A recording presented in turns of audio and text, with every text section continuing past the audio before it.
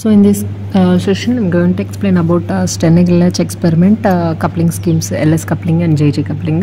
So very important this session. So Sternigel-Lach experiment చాలా important. So ఈ experiment use చేసి మనకి ఎలక్ట్రాన్ కి స్పిన్ మోషన్ అనేది ప్రూవ్ చేశారు అండ్ ఆల్సో స్పేస్ క్వాంటైజేషన్ అనేది ప్రూవ్ చేశారు.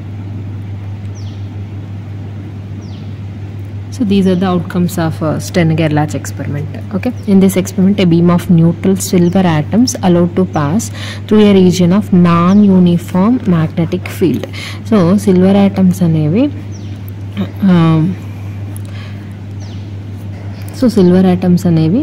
non-uniform magnetic field నుంచి మనం సెండ్ చేసినప్పుడు సో మనకు స్క్రీన్ పైన సో ఒకవేళ యూనిఫామ్ మ్యాగ్నెటిక్ ఫీల్డ్ లేనప్పుడు వితౌట్ బి సో మనకి స్క్రీన్ పైన ఇలా ఒక లైన్ అనేది ఫామ్ అయింది. ఓకే, అదే విత్ ఫీల్డ్ అయితే ఆ లైన్ కాస్త ఇలా 2గా స్ప్లిట్ అయింది. ఓకే, ప్లస్ హాఫ్ మైనస్ హాఫ్గా. సో దీన్ని బట్టి ఎలక్ట్రాన్కి స్పిన్ అనేది ఉంది అని ప్రూవ్ అయింది. అంటే ఎలక్ట్రాన్ ప్లస్ హాఫ్ అన్ని పైకి అండ్ మైనస్ హాఫ్ అన్ని కిందికి అలా. So in silver valency is 5s1. So ఎందుకు సిల్వర్ ఆటమ్సే తీసుకున్నారంటే వ్యాలెన్సీ వచ్చేసి 5s1. సో 5s1లో మనకి ఓన్లీ 1 ఎలక్ట్రానే ఉంది. సో దానికి ఒక ఎలక్ట్రానే ఉంది అంటే so single electron present. So spin ఎంత హాఫ్. అదే 2 ఎలక్ట్రాన్స్ అంటే half plus half minus half cancel అయిపోయి 0 ఉంటుంది spin. So L = 0 for S orbital. S ఆర్బిటాల్కి L అనేది 0. సో ఆర్బిటాల్ మోషన్ అనేది లేదు, ఓన్లీ స్పిన్ మోషనే ఉంది కాబట్టి ఆ స్పిన్ అనేది మనం ప్రూవ్ చేయడం కోసం సిల్వర్ ఆటమ్స్ని తీసుకున్నాం. So hence spin is proved. Also 2 lines appeared. From that we can say that for multiple electrons only 2 paths. So ఎన్ని ఎలక్ట్రాన్స్ వచ్చినా పాత్ మాత్రం ఒకటి, మనకు 2 లైన్స్ కనిపించినాయి. సో దీనివల్ల మనం ఏం ప్రూవ్ చేసామంటే స్పేస్ అనేది క్వాంటైజ్డ్ అని.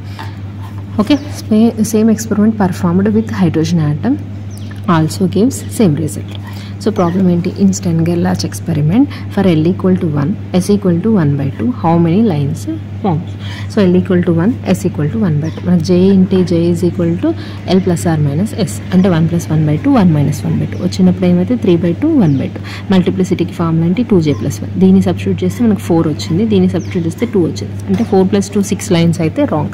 ఎందుకంటే ఈ 4 లైన్స్లోనే ఈ 2 కూడా ఉంటాయి. ఈ 2 ఏంటి? హాఫ్ది ప్లస్ హాఫ్ మైనస్ హాఫ్. ఈ 4 ఏంటి?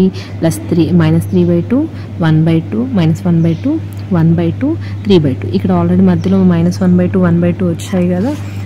సో అవే ఇవి అన్నట్టు. సో టోటలీ మనకి ఎన్ని లైన్స్? ఇక్కడ 4 లైన్స్ అనేవి ఫామ్ అవుతాయి Sternigel-Lach ఎక్స్పెరిమెంట్లో L = 1, S = 1/2 తీసుకుంటే. Okay, this is about Sternigel-Lach experiment.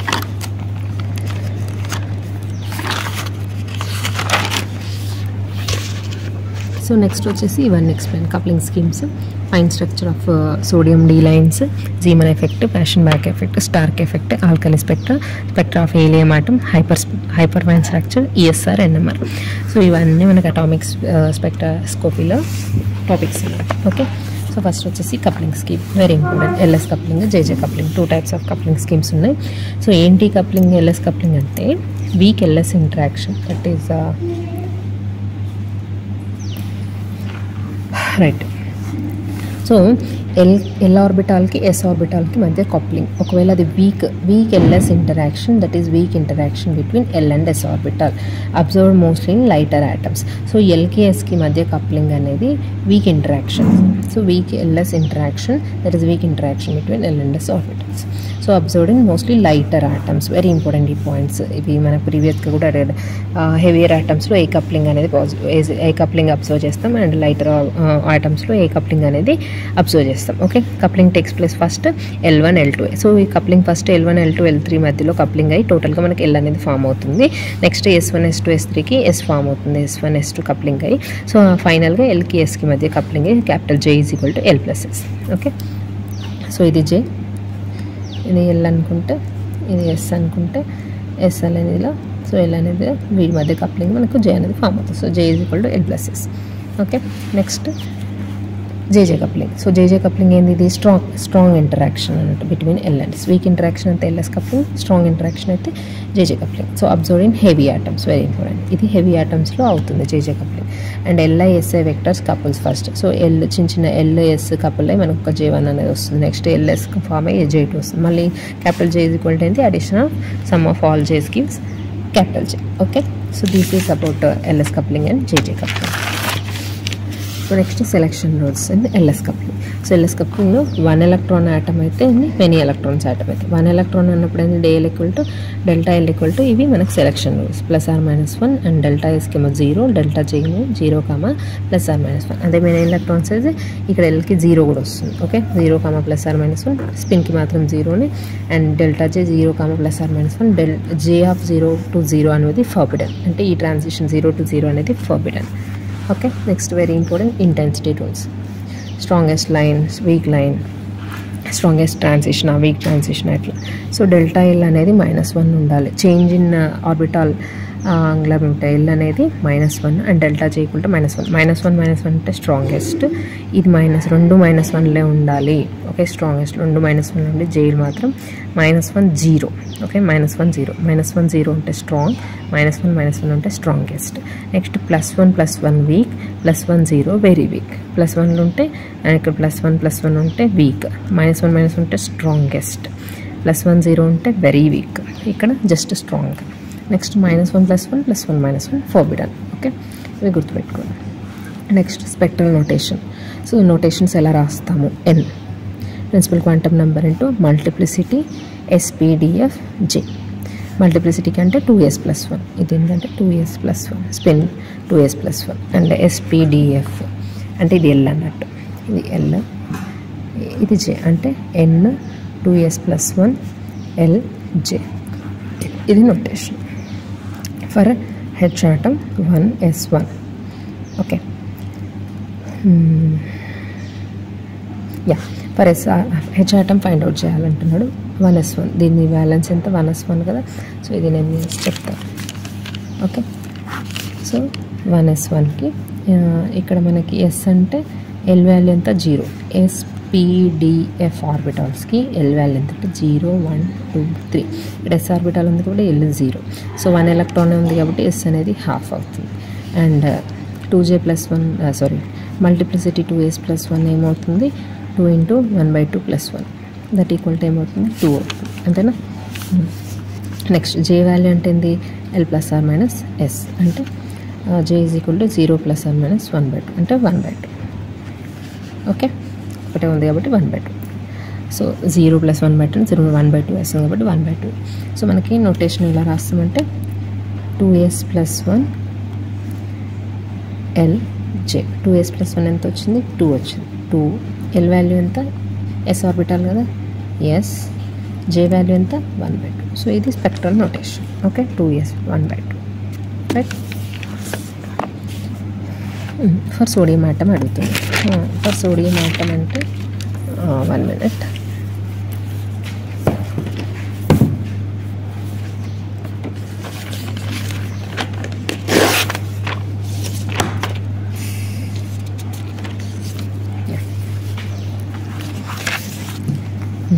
Na so 1s2 2s2 2p6 3s1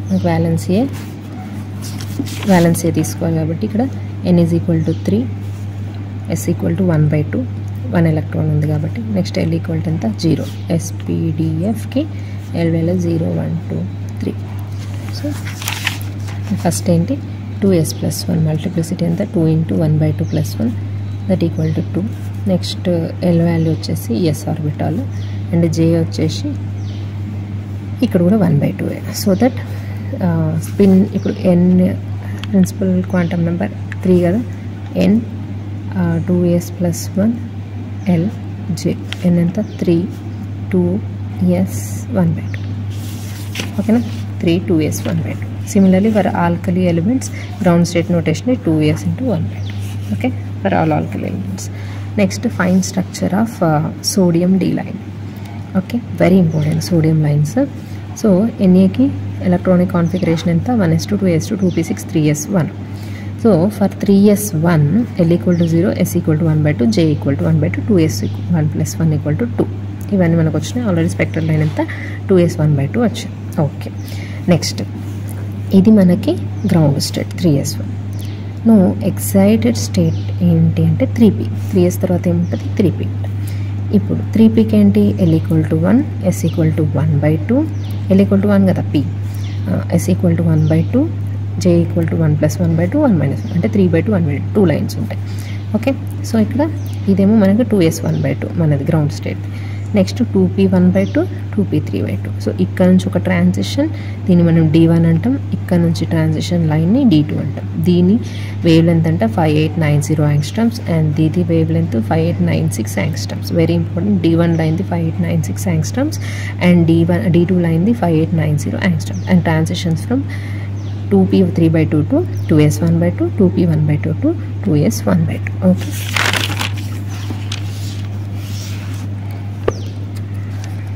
intensity rules ఏంటంటే D1 is the strong, D2 is the strongest line. అంటే D2 intensity is greater than D1 intensity. Okay, ఎందుకంటే we observe 5890 5896 wave length దీనికి ఎక్కువ కాబట్టి intensity దీనికి ఎక్కువ ఉంటుంది. 5890 angstrom 5. Okay, so D2 intensity is more than D1 intensity. Next ఇక్కడ observe చేస్తే ఇంటెన్సిటీ ఏంటంటే D1 అనేది 1:2. ఓకే, సో ఏంటంటే 2 times double. So 1:2 intensity ratio 1:2 D1 to D2.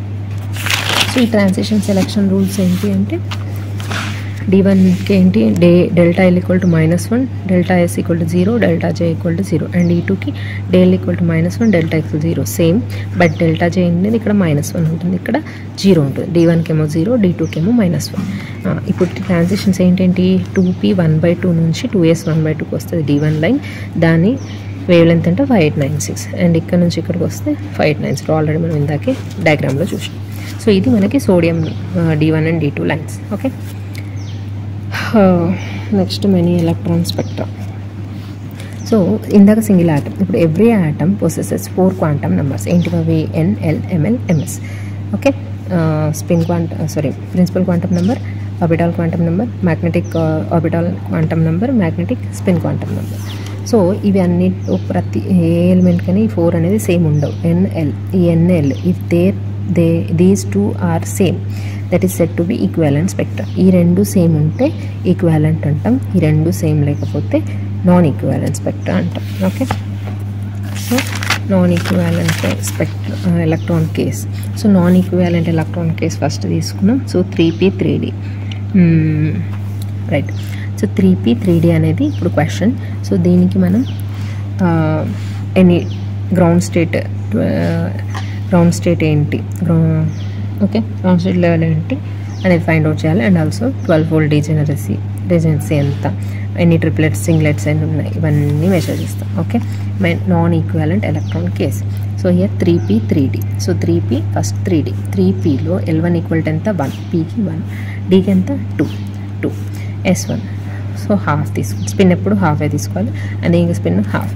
ఇప్పుడు J వాల్యూస్ ఏమవుతుంది? So S equal to S1 + S2. Okay, so S equal to S1 + or - S2 0, 1. Next multiplicity, సింగ్లెటా ట్రిప్లెటా.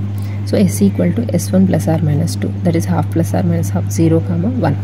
So 0 తీసుకున్నప్పుడు singlet, 1 తీసుకున్నప్పుడు triplet. Next L అంటే L1 + L2 1 + 2 3, మొత్తం 3. So ఏంటవి? 1 2 3. Okay, అంటే lowest L1 to minimum to maximum. Minimum ఎంత? 1. So 1 నుంచి 3 వరకు అంటే 1 2 3. ఓకే, సో స్పెక్ట్రల్ నోటేషన్ ఏంటి? 2S + 1 LJ.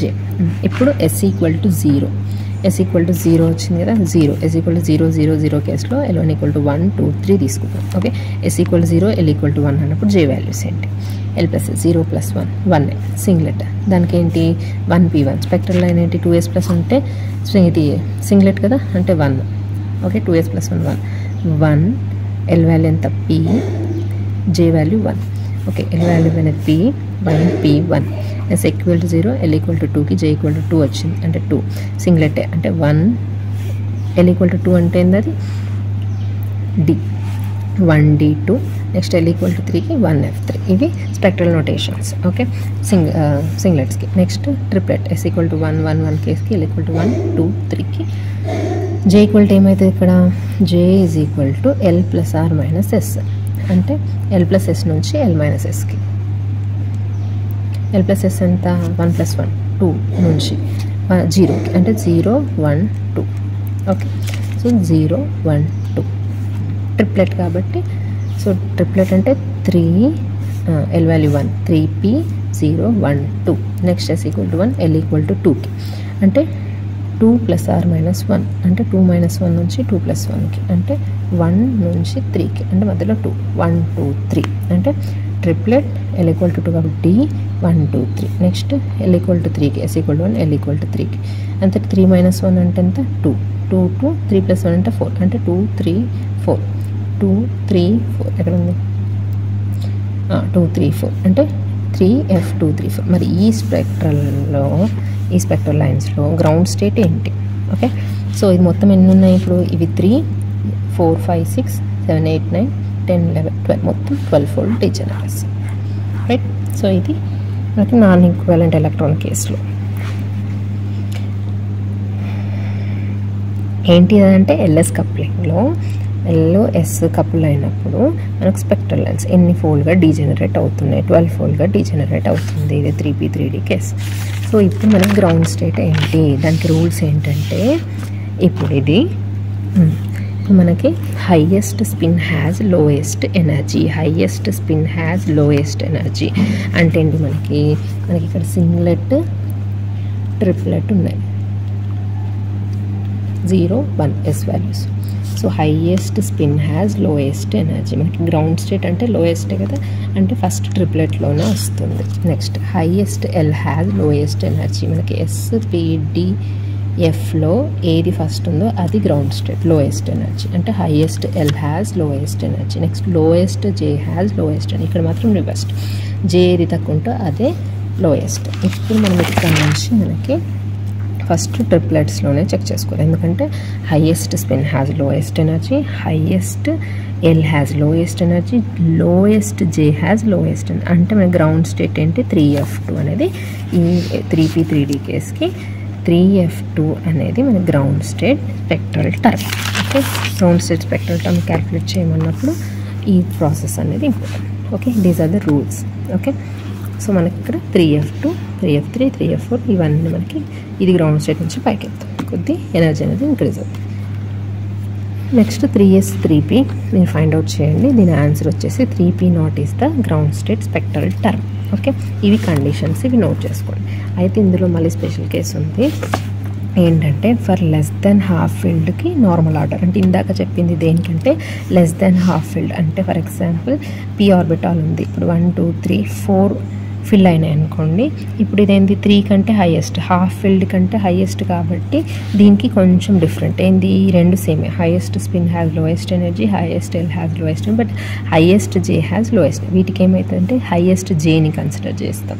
అదే ఒకవేళ మనం 2 ఉన్నాయనుకోండి, ఇది లోయెస్ట్ Jని కన్సిడర్ చేస్తాం. ఓకే, ఇది ఒక్కటి కొంచెం డిఫరెంట్ ఉంటుంది, ఇది ఒక్కటి స్పెషల్ కేస్. అంటే స్పెషల్ కేసెస్ ఫర్ ఇంకొకటి ఇక్కడ స్పెషల్ కేసెస్ కొన్ని ఎక్సెప్షన్స్ ఉన్నాయి. అదేంటంటే for completely field orbital, that is S2 SP6 D10 F14. మరి వీటికి గ్రౌండ్ స్టేట్ డైరెక్ట్గా ఏంటంటే 1s0. ఒక్కసారి మనకి సెట్లో ఇవే క్వశ్చన్స్ అడుగుతాడు. ఓకే, S2 ఆర్బిటాల్ P6 ఇట్లా కంప్లీట్లీ ఫిల్డ్ ఆర్బిటాల్స్ ఉంటే వాటి గ్రౌండ్ స్టేట్ ఎంత? 1s0. For half filled orbitals like S1 P3 D5 F7 వీటి గ్రౌండ్ స్టేట్ అంటే S1కేమో 2s1/2, P3కేమో 4s3/2, D5కేమో 6s5/2, F7కేమో 8s7/2. ఇది ఎలా గుర్తుపెట్టుకోవాలంటే ఈజీ.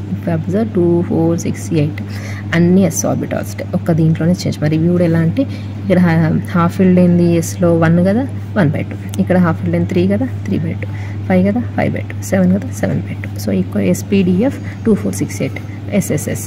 ఇది ఆర్డర్ ఇలా గుర్తుపెట్టుకుంటే అయిపోతుంది. SPDF అని రాసుకొని 2 4 6 8 ఫస్ట్ రాసుకొని నెక్స్ట్ అన్ని ఎస్లు పెట్టుకొని ఇక్కడ హాఫ్ ఫిల్డ్ ఏంటి 1 3 5 7 కదా, ఇక్కడ 1/2 3/2 5/2 7/2 ఇలా గుర్తుపెట్టుకుంటే అది. Next terms for NLR similar to NLM M-R. అంటే ఇక్కడ ఫర్ ఎగ్జాంపుల్ 3p2 ఉందనుకోండి, దీనిది ఏంది 3p4 మైనస్, టోటల్ మ్యాక్సిమం ఎంత 6 కదా, p ఆర్బిటల్ 6 - 2 అంటే 3p4కి ఈక్వల్. దీని స్పెక్ట్రల్ టర్మ్ ఎంత గ్రౌండ్ స్టేట్కి, దీనికి కూడా సిమిలర్గా సేమ్ అంతే ఉంటుంది అలా. So NLR = NLM-R. M అంటే హైయెస్ట్ మ్యాక్సిమం నెంబర్స్, ఆ ఆర్బిటాల్లో ఎన్ని మ్యాక్సిమం నెంబర్స్ ఫిల్ అవుతాయి అనేది. అంటే 3p1 = 3p5, 3p2 = 3p4.